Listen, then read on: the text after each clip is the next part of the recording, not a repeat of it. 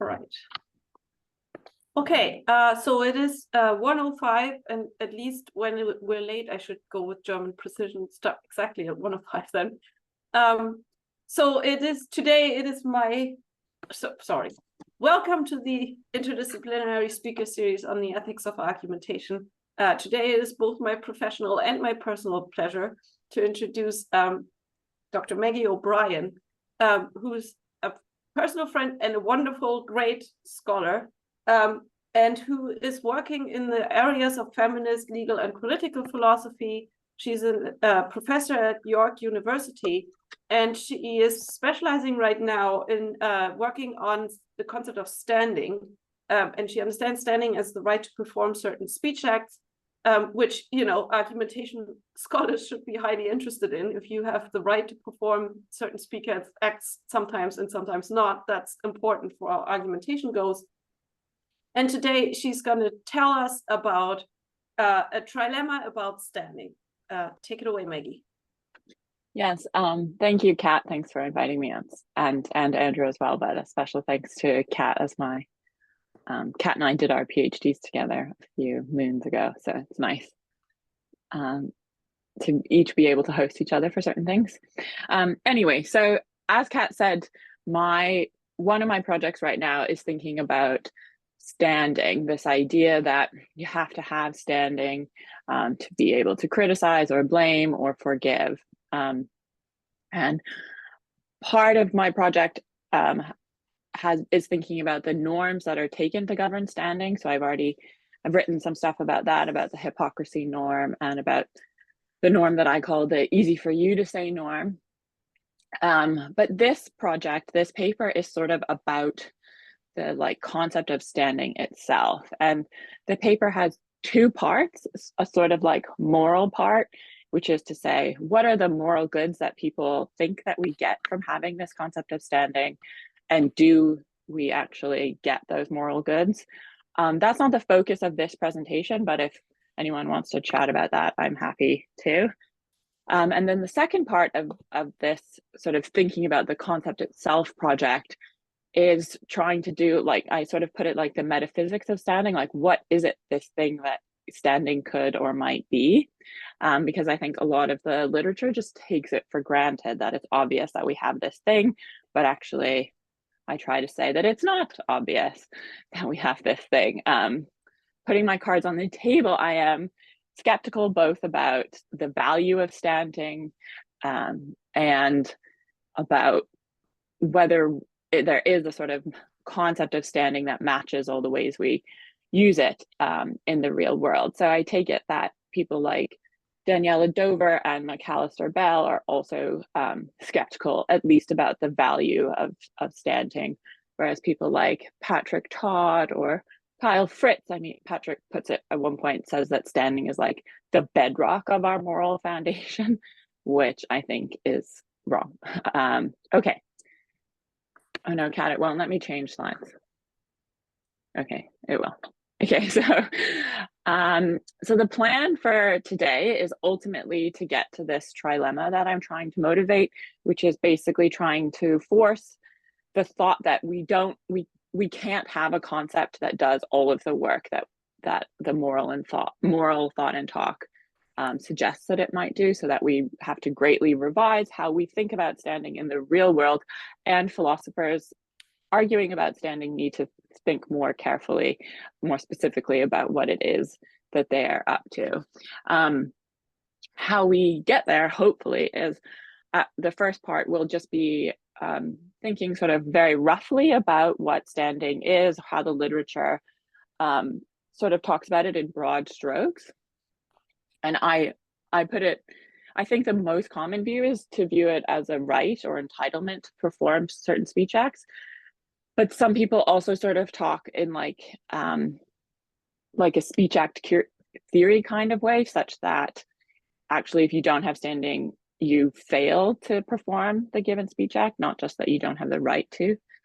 And then we'll try and dig down into what this concept of standing might be by looking at Ori Herstein. So he's the first, as far as I'm aware, the first to give a sort of an account of what standing might be. And then his account is taken up by a few people in the literature as being right. So I think it's a good account to look to. And his account relies on this idea of directive reasons. And ultimately, I'm going to show, or hopefully show, that his account just doesn't do the work, just can't be a general account of standing.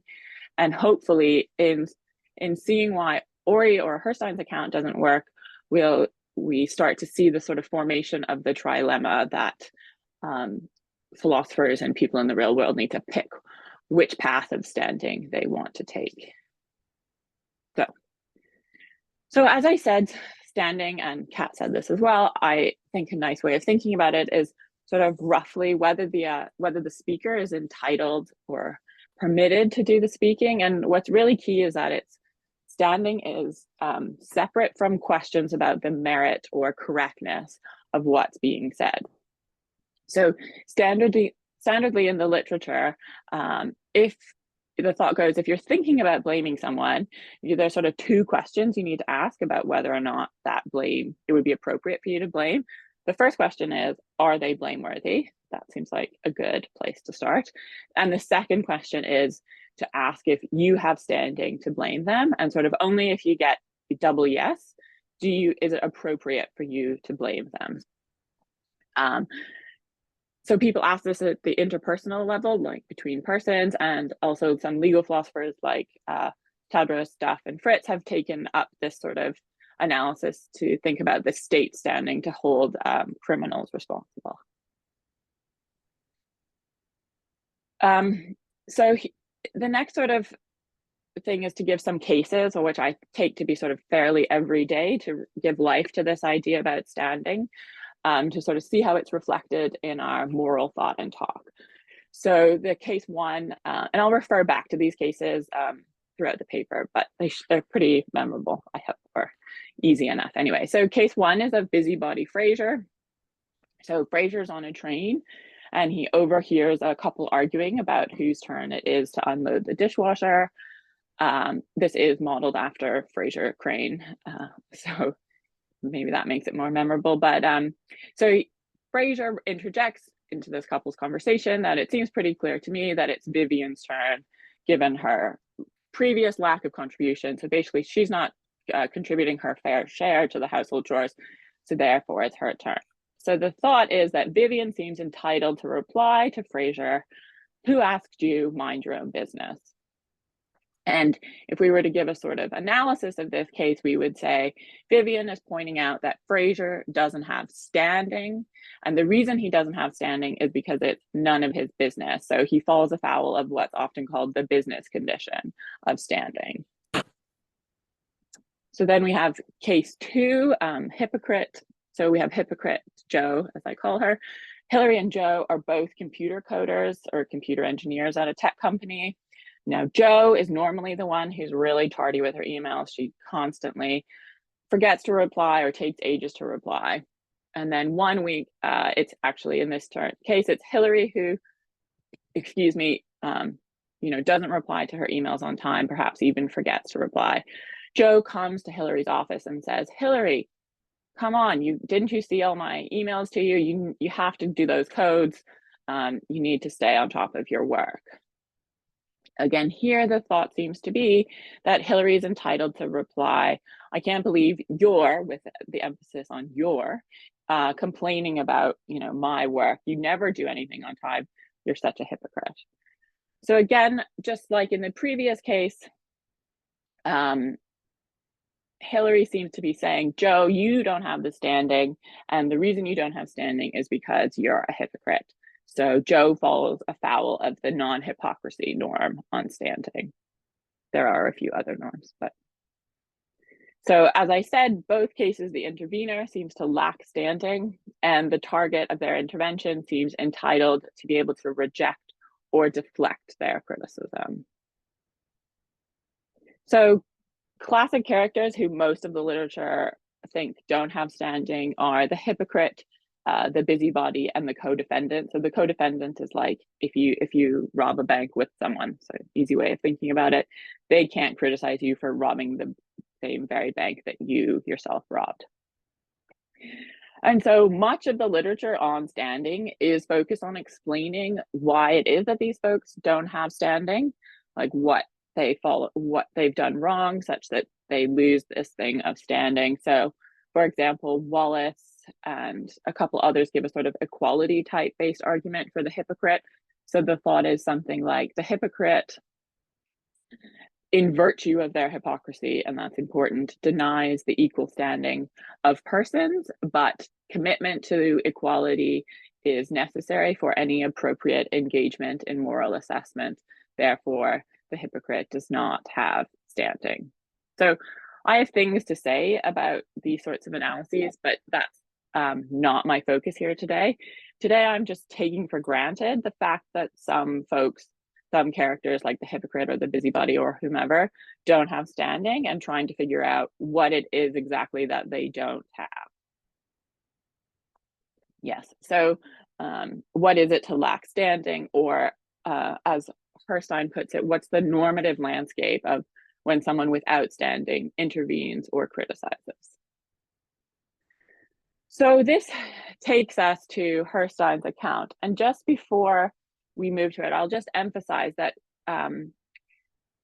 criticizing someone's standing is, when you do that, it's not a way of rejecting the criticism, or to put it another way, it's not a way of rejecting your blameworthiness. That's not what you're doing. You might do that also, but you're rejecting the person as the one who gets to do the blaming or the criticizing. So any account of standing has to make sense of the fact that the criticism isn't about the content of what you're being criticized for. So we'll see whether or not Ori's account can do that. So I say that Ori gives an extra reasons account. He calls it a permissive deflection account of directive reasons. So just to think back to the Joe and Hillary examples, or sorry, yeah, Joe, Hillary, Fraser, and Vivian examples. So remember, Vivian and Hillary were both the ones who were criticizable, but they rejected their criticizers. So Ori puts it that they are appropriately deflecting interventions. That's his term, deflecting. And sort of like me, he aims to give a general account of these types of the mechanics of these sorts of deflections and interactions. And sorry, the part in parentheses is a slight misnomer, because of course he is in fact focused on a particular speech act, namely ones involving directive reasons. What I actually meant to say is that he's not focused specifically on blame, or he's thinking about advice, pleading, advocating, a sort of a whole host of what you might think of as like normative speech acts, not just blame. That's actually what I meant to say in those parentheses. So he follows Searle, and he distinguishes between two types of reasons: directive reasons and independent reasons. So this might be familiar to some of you, so apologies if that's true. But directive reasons are reasons that we give as communicators when we plead or request or order someone to stop doing X, or alternatively, when we blame or chastise someone for doing X. So the thought is that our request or blame or whatever it is itself constitutes a reason to stop doing X, or a reason to do X, depending on the scenario. On the other hand, independent reasons are those reasons that exist independently of any agent pointing them out. So the independent reasons just exist in the world, and sometimes an agent might just point them out to you, remind you of those reasons if you're not sort of actively thinking about them or appropriately taking them up in your practical deliberation. So directive reasons are given and created by an agent, whereas independent reasons are merely pointed out by an agent. So just to see this a little bit more clearly, we're going to return to the hypocrite Joe example. So remember, it's Joe's the hypocrite, constantly late with emails. However, in this particular instance, it's Hillary. So on Herstein's picture, in criticizing Hillary, Joe both points out and gives reasons. That is, Joe gives directive reasons and points out independent reasons. right? And this makes sense. Hillary, of course, has reasons independent of Joe criticizing her to be on top of her email. Politeness, efficiency, promotion, like practical, she might just want to be good at her job. Also, we could think of all sorts of reasons. And the idea here is those are the independent reasons. But in criticizing Hillary, the thought is Joe also gives Hillary an extra reason on top of those independent reasons. This is a directive reason. Now, Herstein doesn't use this language, but I call it a sort of because I asked reason. So in this interaction between Joe and Hillary, we have both independent and directive reasons in the mix. But remember, Joe's a hypocrite and therefore doesn't have standing. So then the question is, what happens to these reasons in the mix when Joe, the hypocrite without standing, criticizes Hillary? So on Herstein's view, what happens is that Hillary has permission to deflect the directive reasons. Those are those extra reasons given to Joe or given by Joe through her criticism. Now, it's important for Ori that this be an exclusionary permission. So she has permission to exclude those reasons. It's not necessary that she excludes them. So she has permission to exclude the directive reasons from her practical deliberation. But on Herstein's view, those independent reasons, those ones that we talked about, like politeness, efficiency, just wanting to do her job well, all of those reasons cannot be deflected, even though Joe doesn't have standing. They go through, in the sense that if Hillary wants to be rational, they have to be part of her practical deliberations. So on this account, on Ori's account, I think it's fair to say that what it turns out that standing is about is these specific types of reasons, these directive reasons. What I have standing or not to do on this view is to give directive reasons, or more specifically, to give directive reasons that can't be excluded from someone's practical deliberation. So in order to sort of assess Herstein's view, I think we have to zoom in on, God, that was a terrible pun, please forgive me, it wasn't intended, but we have to focus in on directive reasons and try and figure out sort of how often that we are wheeling and dealing in those types of reasons. So in order to do that, I just want to flag up right now the similarity between directive reasons and authoritative reasons. So like authoritative reasons, the urging or pleading or criticizing is a reason itself. The thought is that in each case, in authority and directive, some normative power is used to create that reason. Now, so this means that they are content independent, which is just what I take to mean that someone used their normative power to create them, and that they wouldn't exist otherwise. Now, they're not decisive, they don't exclude other reasons, but they have a general similarity to authority style reasons. And because of this similarity, between authoritative and directive reasons, we can also talk about compliance and conformity. So this will become important later on, but I'll just flag it up now. So in order to comply with directive reasons, the directive reasons must be part of the practical deliberation and must have counted as a reason to do as requested. But if you just conform to an order, for example, that means that you haven't done it because you've been ordered to do it. You've done it because you've assessed it as the right thing to do in the end. And so there's these sort of two ways in which we might do as someone asks, but ultimately for different reasons. Okay, so I think Ori's account has like lots going for it. It makes sense of the still right. It makes sense of the fact that the hypocrites, as much as they annoy us, sometimes do have the right advice or criticism or blame. And on Ori's account, it's not too difficult to figure out how to make sense of that, because the independent reasons just go on acting as they would normally. So whatever independent reasons the hypocrite, for example, tracks correctly, those just should continue on in the target's practical deliberation.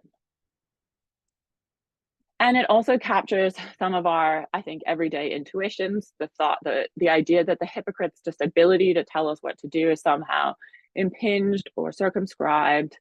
The permissiveness of it, I think, is also plausible, because it does seem like in our interactions with these sorts of people, especially at quite a personal level, like we can listen to them if we want, and we can in fact do what they want because they've asked us to do. Like we can do something for this type of directive reason. It also in some way seems to make sense of how a hypocrite might be less persuasive, because the hypocrite gets to bring at least one less reason to bear on the issue, that is the directive reason. I'll just put a little asterisk. I'm not actually convinced that the hypocrite is always less persuasive, but at least on some accounts, the hypocrite is going to be less persuasive. So I think that there's lots of good things to say about Herstein's account, but nevertheless, I don't think it works as a general account of standing. And the main reason is because I think much of our moral interaction, our moral talk with each other, happens in the absence of directive reasons, but nevertheless, questions of standing seem to still be appropriate. So that's what I'm going to spend the next little while arguing for. So one other route you might go to try and undermine Herstein's account is to just deny the existence of directive reasons. This would be like a more radical route, I think, than my strategy. And so one reason to think that that directive reasons sort of don't exist is to just think that directive reasons are actually just referring to independent reasons. Namely, they're tracking sort of the importance of the criticism to the person giving it. So if you think like, if I told Kat, stop smoking, and I enumerated all the reasons and then said, because it's important to me, because I've asked you, you might say, well, the importance of Kat quitting, that reason was always in the air. It was an independent reason, you just vocalized it. So that's one way you might go. You might deny entirely the existence of directive reasons. I don't like this route, because I think that we do have normative powers to create reasons for each other. But that is another route that one could go. Okay, so as I said, instead of going that way, my goal here is to just make clear all of the times that we engage in normative claims on each other, but directive reasons are absent. So I'm going to try and do this in two ways. One is to show that the omnipresence of directive reasons that I take it Herstein's account sort of relies on in order for it to be a general account of standing, the generalness being important, just doesn't fit with how we actually make normative claims on each other. So I'm going to try and give examples where we think it would be strange to think the directive reasons were present. And then the second way is to try and show that sometimes not only do we not give directive reasons, but sometimes, in fact, we explicitly don't want people to act a certain way because we've asked them. So the thought is that sometimes we really actually don't even want our normative claims on people to include directive reasons. Okay, so this is the first task, is directive reasons are not omnipresent.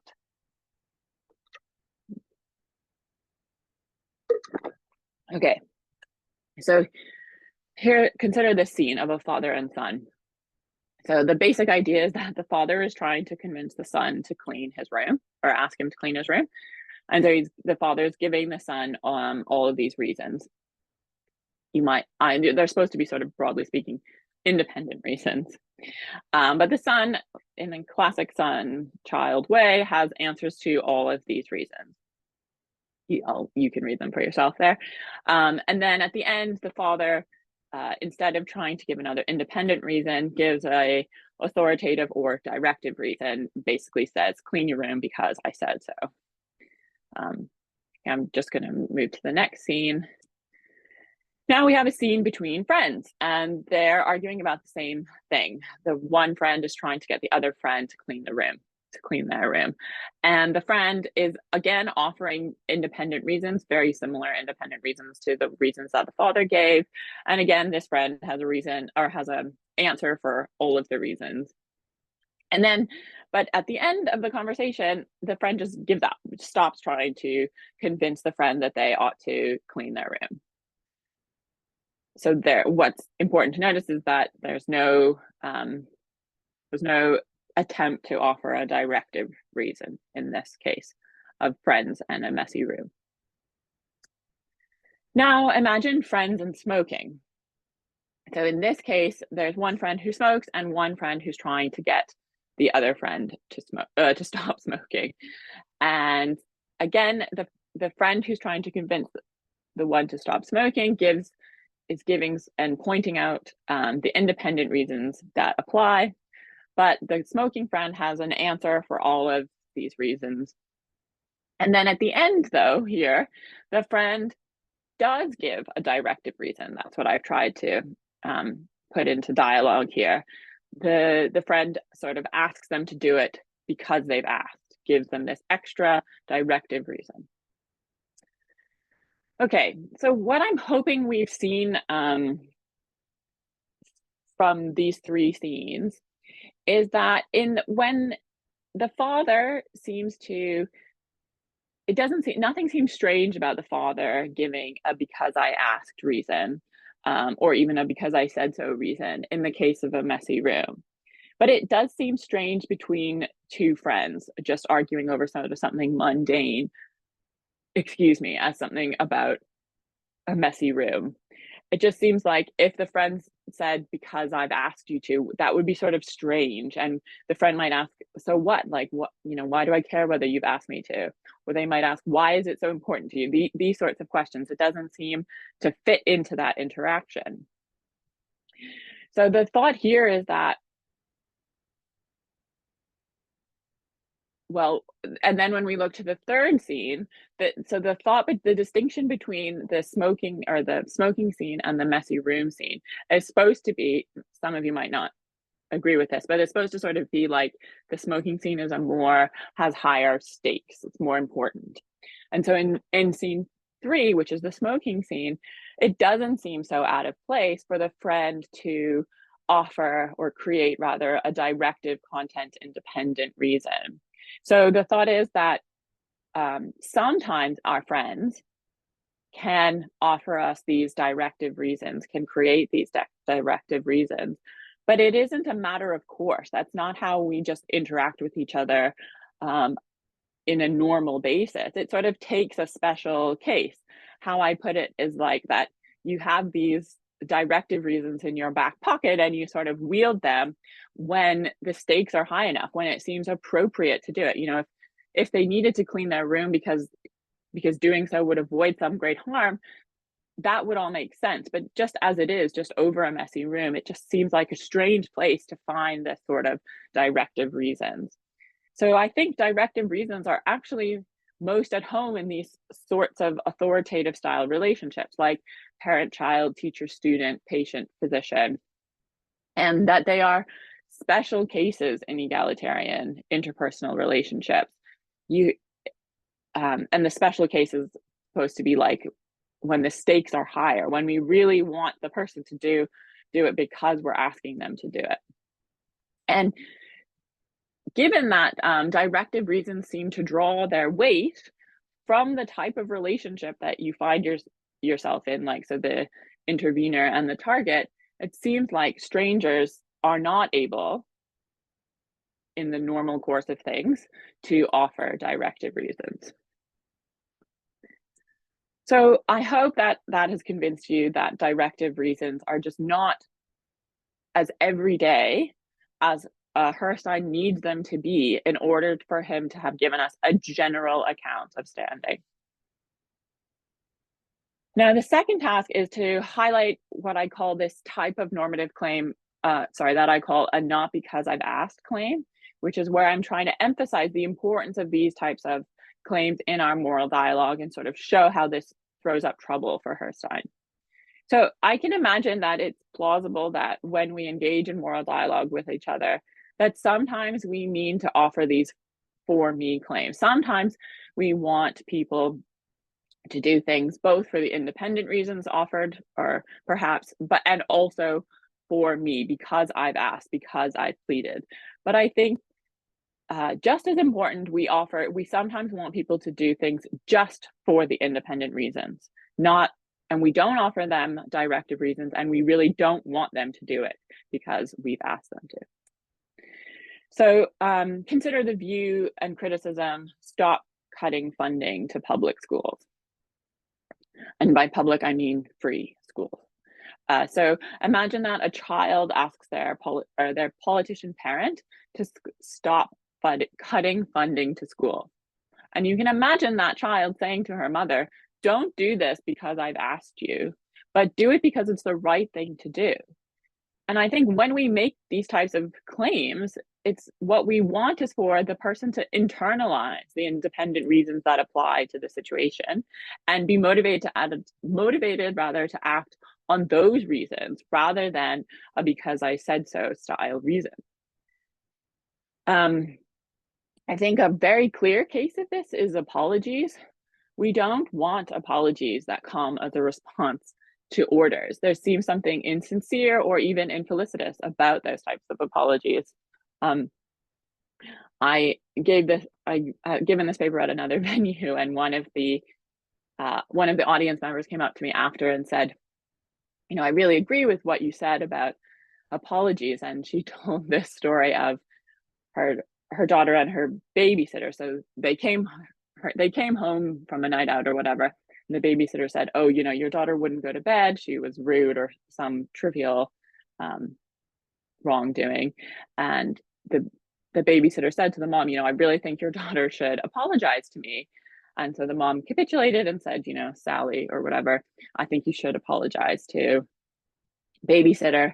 You know, I'd really like you to apologize to babysitter. Please apologize to babysitter. And so Sally, child, eventually said to the babysitter, you know, I'm sorry. And the babysitter said, thank you, Sally, that means a lot to me. And the daughter replied with, well, it shouldn't. And I think what that daughter is articulating is that, you know, it's not a sincere apology because I was ordered to do it. And I think, while I think the sort of idea is made very clear by the case of apologies, I think these types of normative claims, of these not because I asked normative claims, are sort of fairly common and everyday. And I think so remember when I was flagging up the similarity between directive reasons and authority style reasons, and I talked about how when we think about directive reasons, we can also think about compliance and conformity. So Herstein also notices this feature of them, and he thinks it's a boon to his view because he says that directive reasons, to be properly followed, require compliance. That is, you have to do the act partly for the reason, partly for the directive reason. And he thinks that this makes sense of some of our everyday interactions, namely this idea that when people merely conform to our normative claims, it offends us. This struck me as a sort of strange thing to say because I wasn't convinced. I can see how sometimes mere conformity might offend us, but it seems to me at least as often compliance, that is when people take us to be ordering them to do the right thing or to do something, and they do it on that basis, would offend us just as often. So I think actually recognizing that not all of our speech, not all of our normative claims on each other involve, and nor do we want them to involve, not because I asked claims, make sense of this idea why thinking of orders is offensive. Okay, so I take it that now task 2 has been shown, that these not because I asked claims exist out in the world and that they're important for our moral discourse. And again, that they don't involve directive reasons. And so that causes trouble for Ori. So remember, Herstein is out to give a general account of standing. And I think to be a general account of standing, it relies on the everydayness of directive reasons. But I hope I've, at least moved you a bit to see that that's just not what directive reasons are really like. So consider another example, the recounting hypocrite.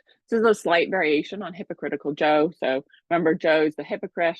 She's the one who's constantly late with her emails. She criticizes Hillary.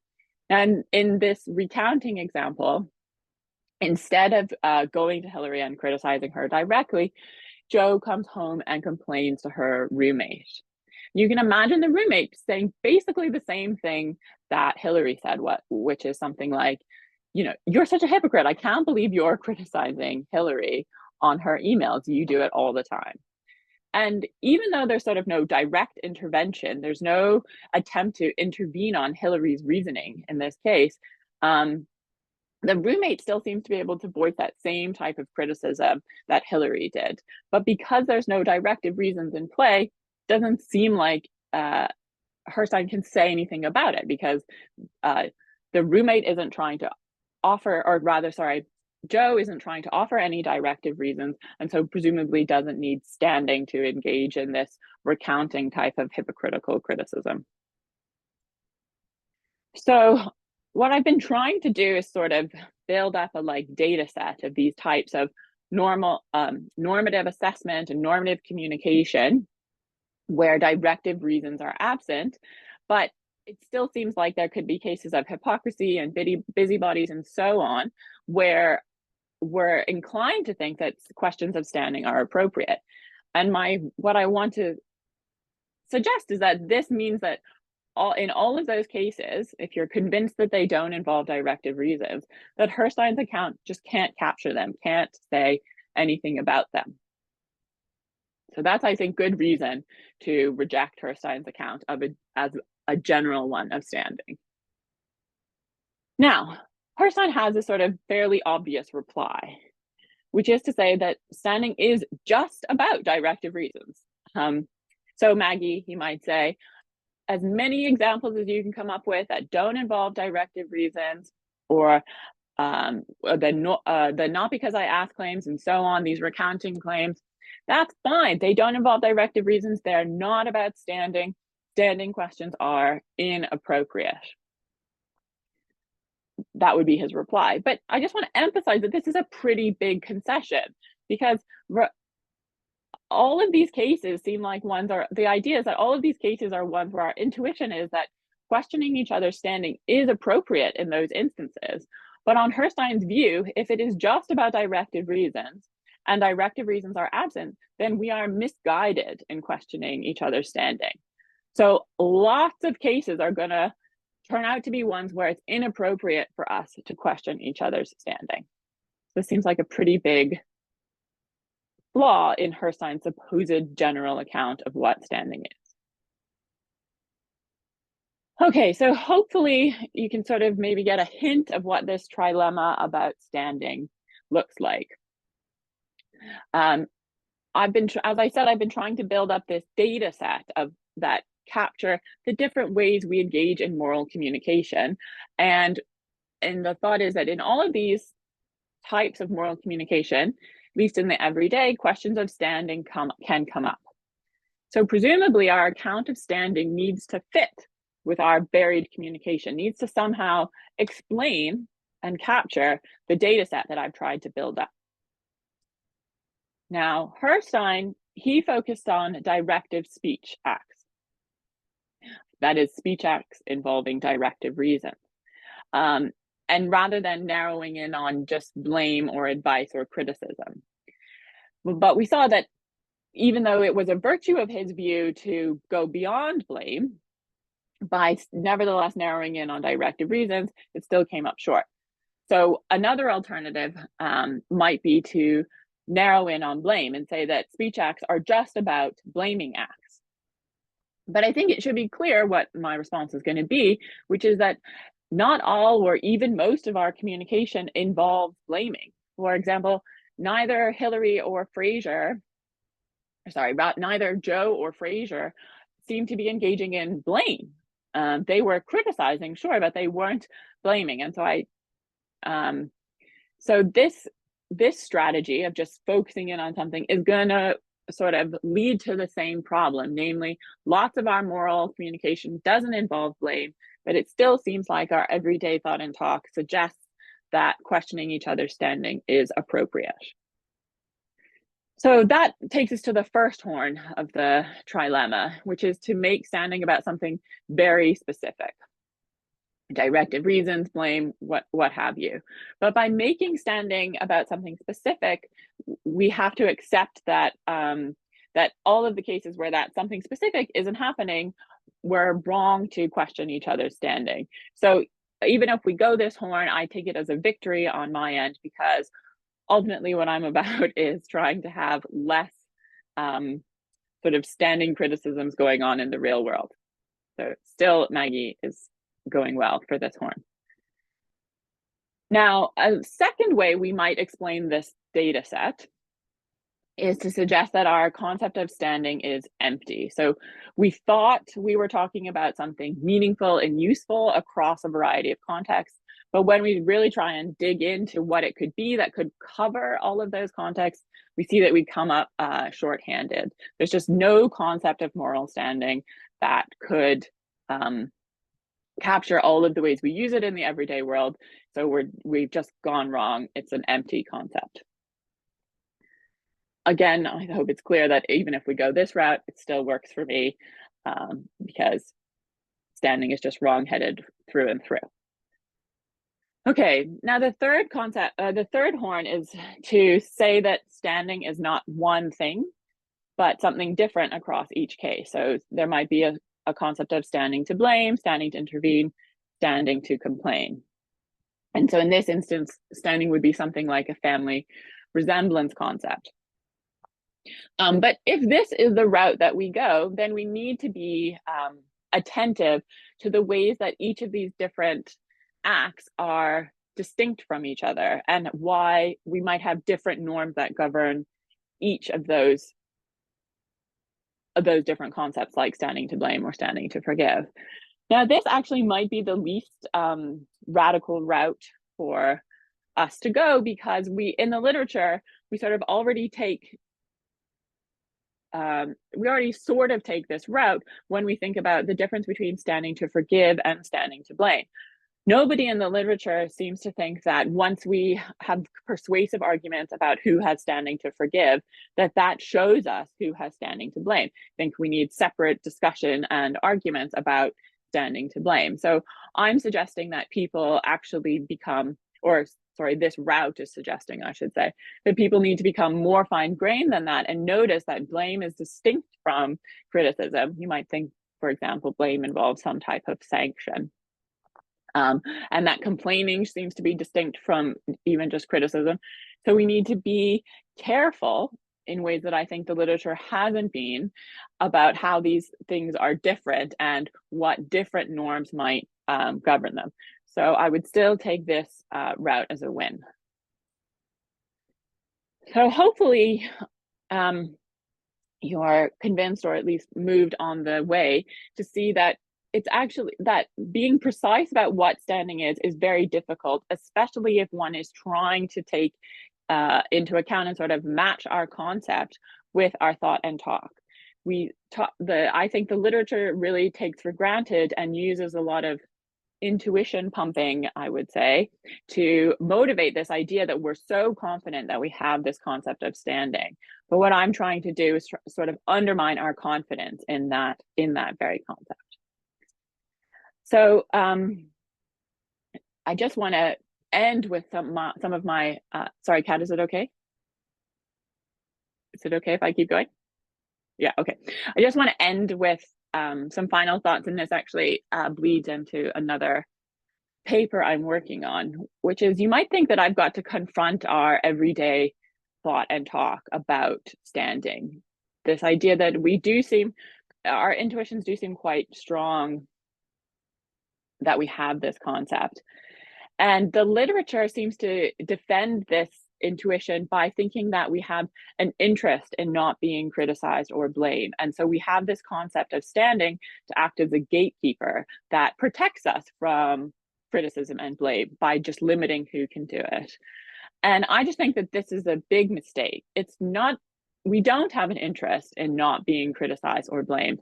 It seems bonkers to suggest that it would be better to live in a world where no one was held accountable for their actions. It seems clear that we do in fact have an interest in being criticized and even blamed on occasion. But what I do think we have an interest in is not being embarrassed or shamed or people being mean to us when they criticize us. But I think the literature gets a lot of traction by giving us examples where the person doing the criticism, forgive my language, is basically being, well, this is recorded, so being not very nice. But that they have standing isn't what explains what goes wrong. It's just that they're not being very nice when they criticize us. I think that there are definitely better and worse ways that we can engage in moral thought and talk and criticize and blame each other. But I think using standing as a sort of best way to conceptualize that is just totally mistaken. Okay, that's the end. Thank you so much. Oh, I have to stop recording.